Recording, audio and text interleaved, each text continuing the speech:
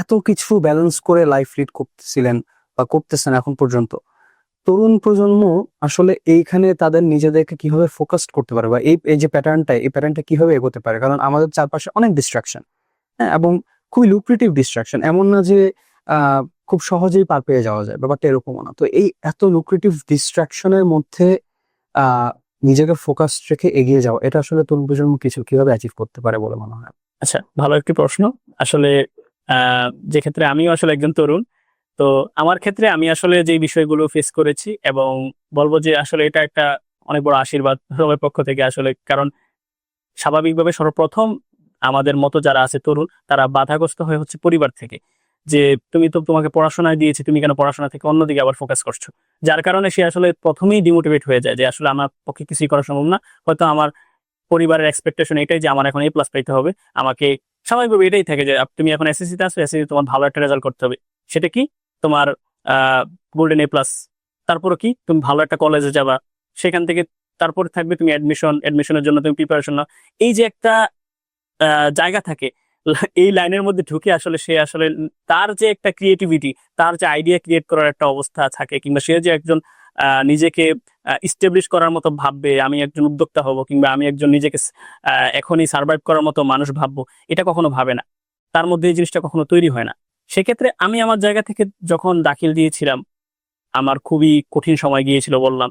এই যে প্রথম ইনকাম শুরু করলাম ইন্টারে গিয়ে, সেই ক্ষেত্রে আমার মধ্যে তখন এই অনুভূতিটা হচ্ছে আমার এখন 5,000 টাকা ইনকাম হচ্ছে, আমাকে এখন 10,000 টাকা দিতে হবে। 10,000 টাকা হচ্ছে, আমাকে 15,000 টাকায় যেতে হবে।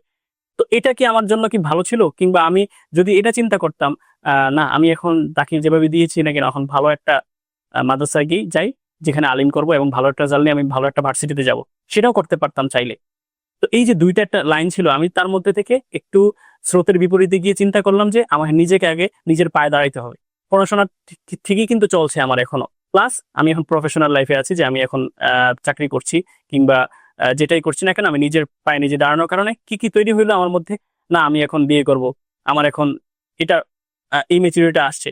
এটা আমি নিজেই প্রকাশ করতে পারছি, কারণ আমার সেই সার্ভাইভ করার মতো অবস্থা আছে আমার কাছে। কিন্তু এই যে বিয়ের ক্ষেত্রে তখন আসে কি, যে তার বয়স হয়ে গেল 28, তার বয়স হয়ে গেল 29, তাকে বিয়ে দিবে ফ্যামিলি। তো এটা ফ্যামিলির কাছ থেকে কথাটা না আসে, যদি ব্যক্তি, যে ব্যক্তি বিয়েটা করবে তার পক্ষ থেকে যদি আসে, আমার মনে হয় সে এই লাইফটাকে সবচেয়ে বেশি এনজয় করতে পারবে, যেটা আমি আলহামদুলিল্লাহ পেয়েছি। আমি এই ফ্যামিলিকেই জানাইছি আগে সর্বপ্রথম যে আমি বিয়ে করব, এবং বিয়ের ক্ষেত্রে আমি নিজে সব ধরনের যাচাই বাছাই করেছি, এবং আমার কাছে মনে হয়েছে আলহামদুলিল্লাহ আমি এখানের জন্য পারফেক্ট। এবং আমি তখন বললো যে না বাবা, তোমার তো এখনো বয়স হয় নাই, কিছুই হয় না। আমার এখনো বয়স হয় নাই, তাহলে বয়স কবে হবে? আমি যদি অন্যান্য, যদি আমাদের পূর্ববর্তী প্রজন্মের দিকে তাকাই, কিংবা আমাদের যদি বহির্বিশ্বের দিকে তাকাই, তাহলে কিন্তু তারা কিন্তু এই বিষয়গুলো খুবই ইজিলি হ্যান্ডেল করে। কেন পারে? তারা অলরেডি স্কিলফুল নিজেরা, এবং তারা, আমরা যেই অবস্থায় এসে বিয়ের চিন্তা করি, তারা অলরেডি সেখানে গিয়ে আরো বড় বাস্তবতা শিকার হয়ে নিজেরা আরো পারফেক্ট।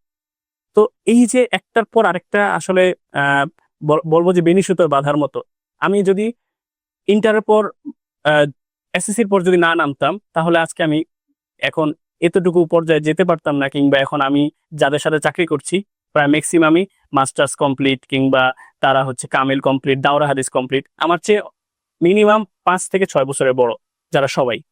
তো এই যে তারা বড় হয়ে গিয়েছে, আমি যে তাদের চেয়ে ছোট, এটা কি আমার আমার সাথে তাদের সেই প্রফেশনাল সেক্টরে কি খুব একটা সমস্যা সৃষ্টি করছে? না, উল্টো এটা হচ্ছে যে তারা কোনো ধরনের আইডিয়া ক্রিয়েট করতে পারতেছে না, কারণ তাদের সেই আইডিয়া ক্রিয়েট করার বয়স শেষ। আমার কাছে মনে হয় যে 20 থেকে 30 পর্যন্ত এটা প্রাইম টাইম। এই টাইমের মধ্যে মানুষ রিস্ক নেওয়ার প্রবণতা থাকে, যে অনেক রিস্ক নিতে পারবে। কারণ এই বয়সের মধ্যে যে রিস্ক নেওয়ার প্রবণতাটা থাকে, সেটা 30-এর পর আস্তে আস্তে বয়সের সাথে সাথে এই জিনিসটা কমে আসে। যেমন আমি এখন তাদের সাথে চাকরি করতেছি ঠিকই, কিন্তু আমি চিন্তা করতেছি আমি একটা প্রতিষ্ঠান দিব, কিন্তু তাদের চিন্তা কিন্তু ওই প্রতিষ্ঠান দেওয়া না। তাদের চিন্তা এখন আমার এখন 3টা 4টা বাচ্চা আছে, আমি তাদেরকে কিভাবে সামলাবো। তো এই যে একটা অবস্থা, এর কারণে আসলে দিন শেষে আমরা রাষ্ট্রীয়ভাবেও আসলে ক্ষতিগ্রস্ত হই, সামাজিকভাবেও ক্ষতিগ্রস্ত হই। কেন ক্ষতিগ্রস্ত হই রাষ্ট্রীয়ভাবে? আজকে যদি রাষ্ট্রীয় ক্ষেত্রে বলি, আমি যদি একজন প্রতিষ্ঠান দেওয়ার মতো অবস্থা সম্পন্ন হয়ে যায়, আমি যদি প্রতিষ্ঠান দিই, এটা তো রাষ্ট্রের উপকার। কিন্তু এই জিনিসটা বাধাগ্রস্ত কখন হয়? যখন আসলে ফ্যামিলির জায়গা থেকে চিন্তা করলে তারাও ডিমোটিভেট করে, এবং আমার যেই রাষ্ট্রযন্ত্র, কিংবা যদি আমি বলি একাডেমিক লাইফ লাইন, সেটাও যদি এরকম একটা অবস্থা হয়ে যায় যে আমি 30-এর পর গিয়ে সেগুলো চিন্তা করতেছি, তাহলে তো আমার পক্ষে কিছুই সম্ভব হবে না।